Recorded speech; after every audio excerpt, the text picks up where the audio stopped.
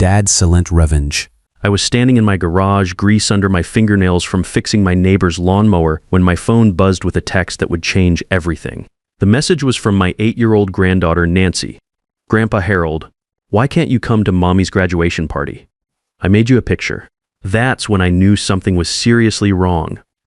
My name's Harold Peterson, I'm 58 years old, and for the past 2 years, I'd been writing checks for $42,000 each year to pay for my daughter Beverly's MBA program at Northwestern. You'd think that would earn me a seat at her graduation ceremony, right? Let me back up and tell you how I got here. After my wife Dorothy passed away 5 years ago from cancer, I threw myself into making sure my kids had every opportunity I never did. I'm a retired mechanical engineer, worked 32 years at Consolidated Manufacturing here in Ohio. Started there when I was 26, right out of college, worked my way up from junior engineer to plant supervisor. Dorothy and I, we saved every penny we could.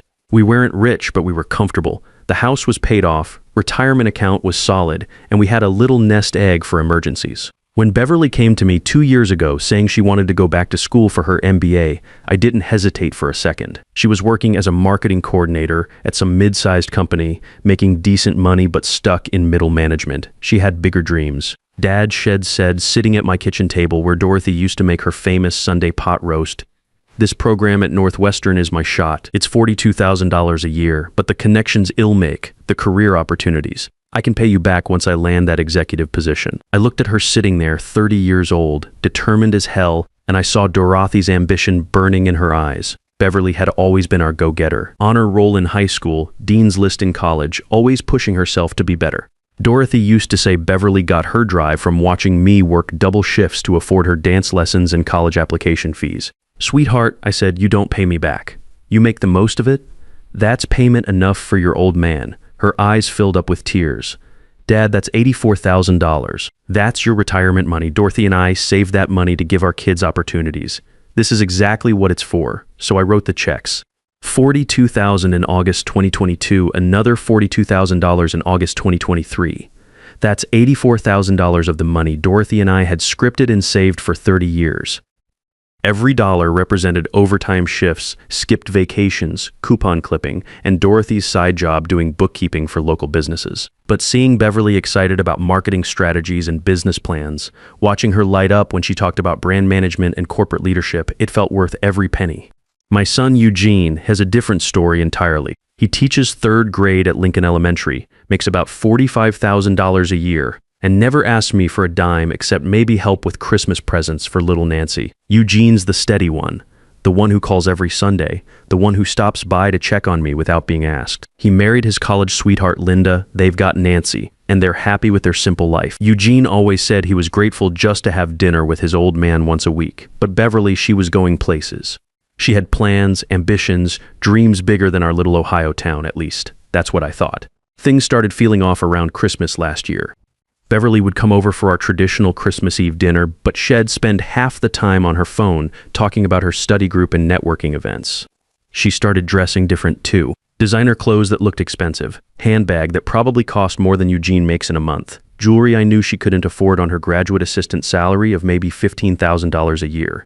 Business school is about image. Dad, Shed say when E'd raise an eyebrow at her outfit, you have to look successful to be successful. It's all about networking and making the right impressions. I figured she knew what she was doing. She was the one in business school, not me. I was just a guy who knew how to fix machines and solve engineering problems. What did I know about corporate networking? But then came that text from Nancy in early March, just 2 months before graduation.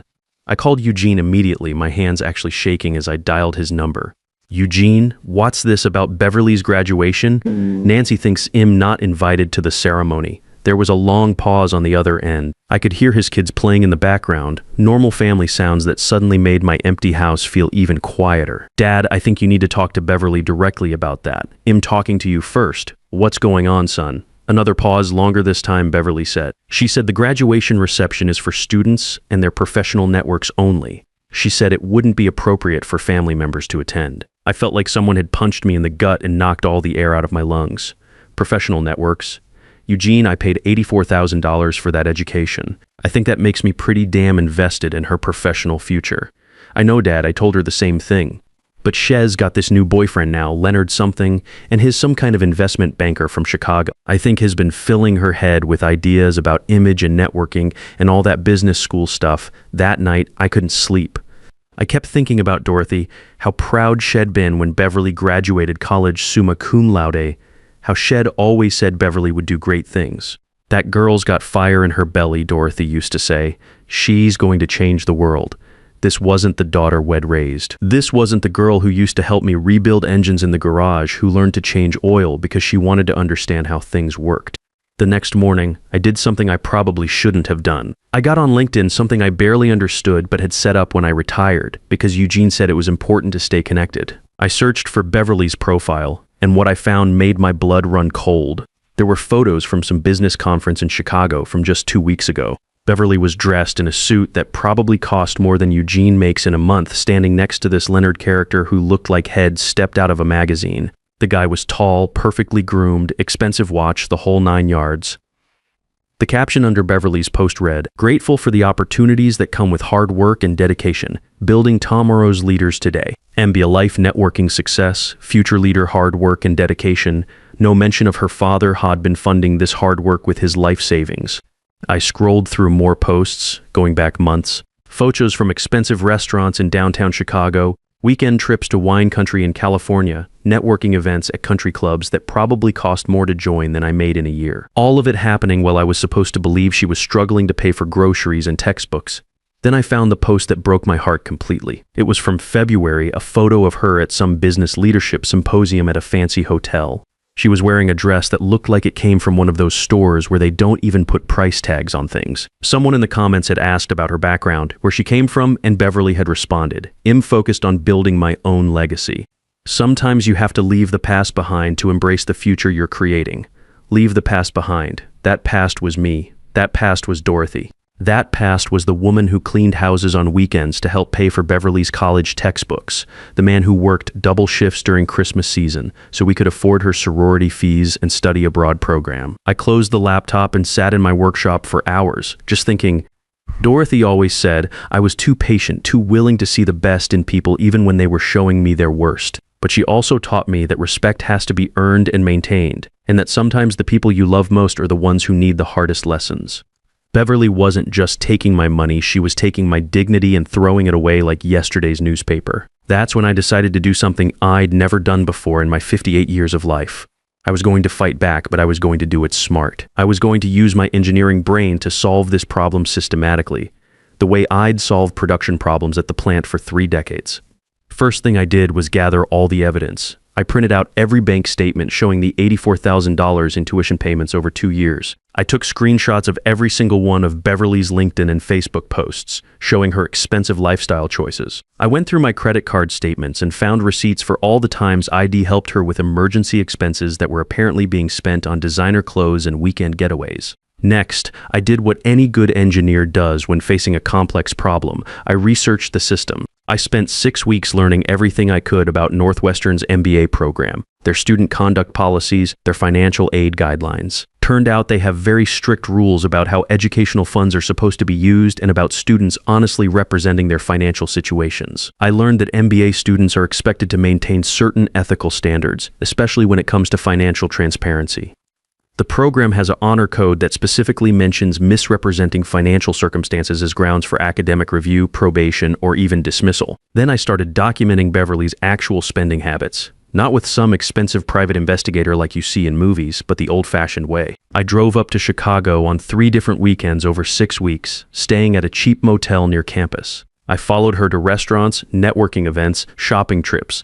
I took photos of her coming out of stores carrying bags that cost more than most people's monthly rent. What I found was a pattern of someone living a completely different life than the struggling graduate student Shed been presenting to me. I discovered that Beverly was spending $200 on single dinners, $800 on shoes, $1,500 on handbags, all while telling me she could barely afford her $900 monthly rent for what turned out to be a luxury apartment in Lincoln Park. The rent alone should have been a red flag. No graduate student living on financial aid could afford a place like that. I also found out more about Leonard Whitfield.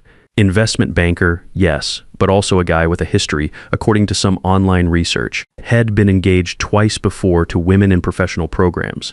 Relationships that ended right after they graduated and got their first jobs. I seen his type before in my engineering career. Guys who used people like stepping stones, always looking for the next opportunity to climb higher. 8 weeks before graduation, I made my move. I drove up to Chicago unannounced on a Thursday evening.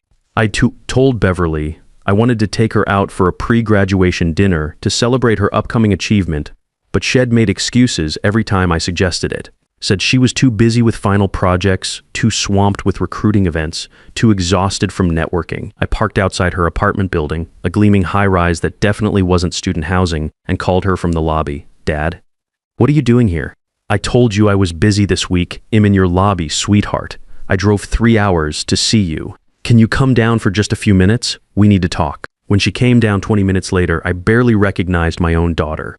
Designer everything from head to toe, shoes that probably cost $600, a purse that looked like it belonged in a museum, jewelry that caught the light like it was made of real diamonds. This wasn't the girl who used to wear my old work shirts when she helped me rebuild carburetors, who learned to use a socket wrench because she wanted to understand how engines worked.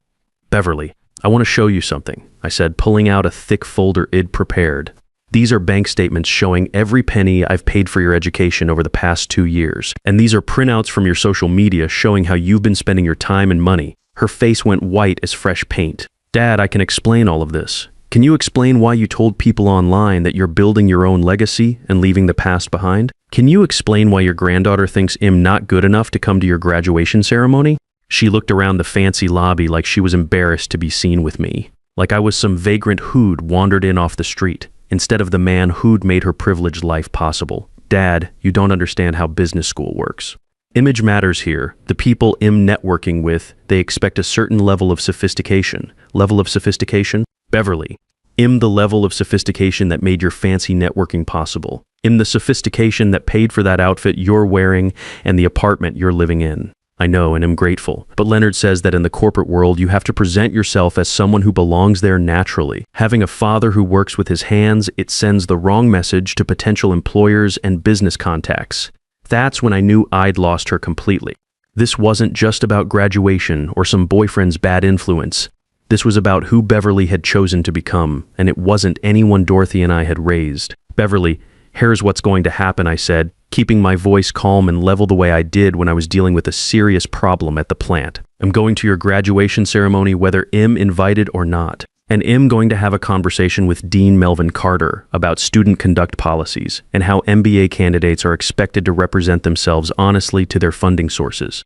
You can't do that, Dad. You'll ruin everything I've worked for. Sweetheart, I think you already did that yourself. I left her standing in that lobby, probably trying to figure out how to explain to her doorman why she'd been arguing with someone who looked like he belonged in a factory instead of her upscale building. Graduation day came 6 weeks later, and I showed up in my best suit, the same navy blue one-eyed worn to Dorothy's funeral and Eugenie's wedding. I brought my folder of documentation and printed copies of every social media post Beverly had made about her lifestyle over the past 2 years. The ceremony itself was held in a big auditorium on Northwestern's campus. I watched Beverly walk across that stage to get her diploma, and for just a moment, I felt the pride Dorothy would have felt. Our daughter had accomplished something significant even if she'd lost her way in the process.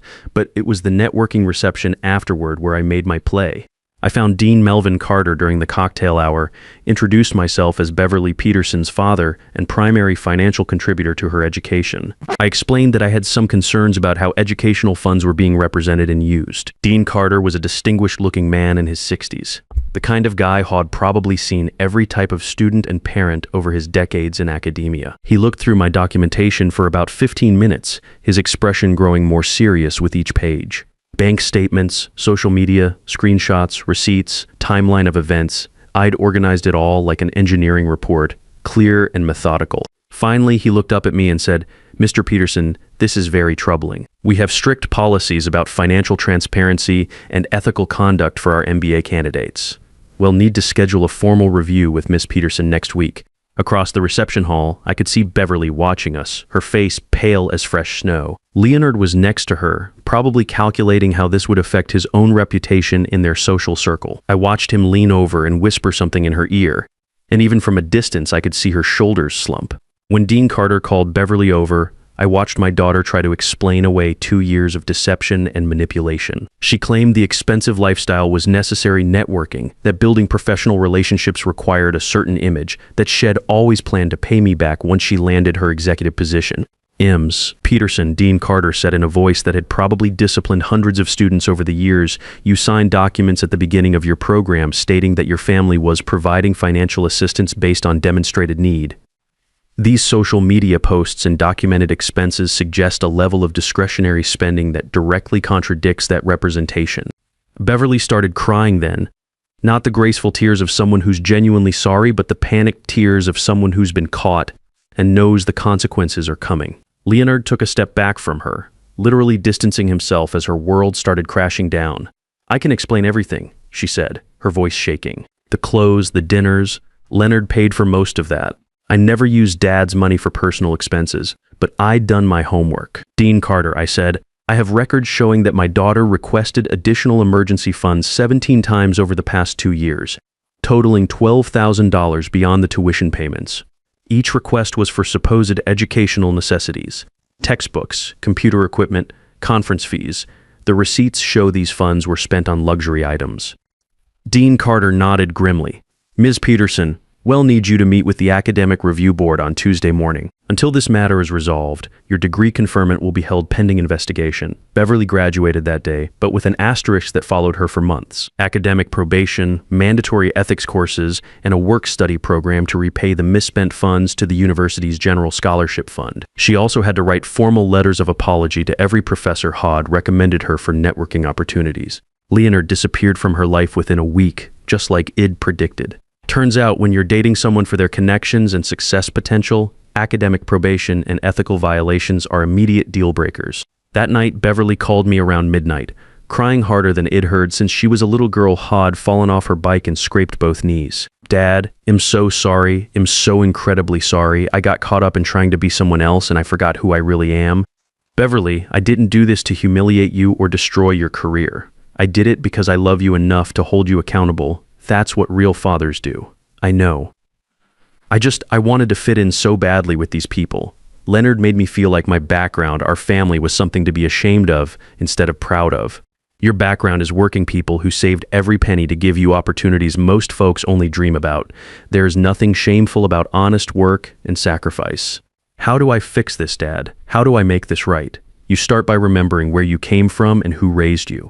You stop trying to impress people who don't deserve your respect, and you figure out how to be successful without forgetting the people who helped you get there. It took months, but slowly Beverly started finding her way back to the person Dorothy and I had raised. She took a job at a smaller consulting firm, one that valued her skills and work ethic more than her ability to network at country clubs. She moved out of that expensive apartment into something she could actually afford. She stopped posting lifestyle photos on social media and started sharing articles about business ethics and corporate responsibility. Eugene, who'd watched this whole mess unfold from the sidelines, told me he was proud of how Eid handled it. "Dad, you taught Beverly a lesson about respect and integrity without destroying the family. That takes real wisdom.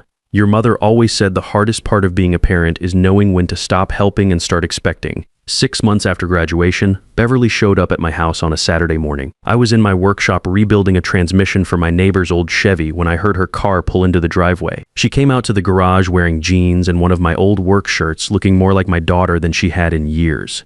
"Can you teach me how to do that?" she asked, pointing at the transmission parts spread across my workbench. "Since when are you interested in mechanical work? Since I remembered that my father built everything I have with these hands, I want to understand how things really work, not just how they look." We worked on that transmission for 4 hours, and for the first time in 2 years, I felt like I had my real daughter back. She asked questions about torque specifications and gear ratios, got her hands dirty, cursed when she dropped a bolt, laughed when I told her stories about the first car Eid ever rebuilt. "Dad," she said as we were cleaning up, "I want you to know that I tell everyone about you now, about how you worked double shifts to pay for my college, about how you taught me that real success comes from helping the people you love achieve their dreams." What do people say when you tell them that? The ones worth knowing say they wish they had a father like you. The ones who aren't worth knowing don't matter anymore. Looking back on that whole experience, I realized what I really taught Beverly wasn't just about money or respect. I taught her that authentic success comes from honoring the people who believed in you first, not from impressing strangers who might abandon you the moment you're not useful anymore. Dorothy would have been proud, not just of Beverly for finding her way back to her values, but of me for finding the backbone to guide her there without losing our relationship completely. These days, Beverly calls me every Sunday morning. She asks about my projects, tells me about her work, and sometimes she brings her new boyfriend Marcus around to meet the blue-collar father who raised her. Marcus is a high school math teacher who thinks it's cool that I can rebuild engines and respects the fact that I supported my daughter's education. And you know what? The guys who stick around are always the ones who can appreciate good, honest work when they see it. Beverly's doing just fine now. She learned that real networking isn't about hiding who you are, it's about being so good at what you do that your background becomes an asset, not a liability. And sometimes the most important lesson a parent can teach is when to stop enabling and start expecting the respect you've earned. I still have that text from Nancy saved on my phone. Grandpa Harold, why can't you come to Mommy's graduation party? Now she asks when I'm coming to her school plays, her soccer games, her birthday parties. Because her mother finally remembered that some invitations should never have to be earned. They should be given freely to the people who love you most. Sometimes the greatest gift you can give someone you love is the refusal to enable their worst impulses, even when it hurts both of you in the short term. Real family isn't about who shows up when times are good, it's about who has the courage to hold you accountable when you've lost your way.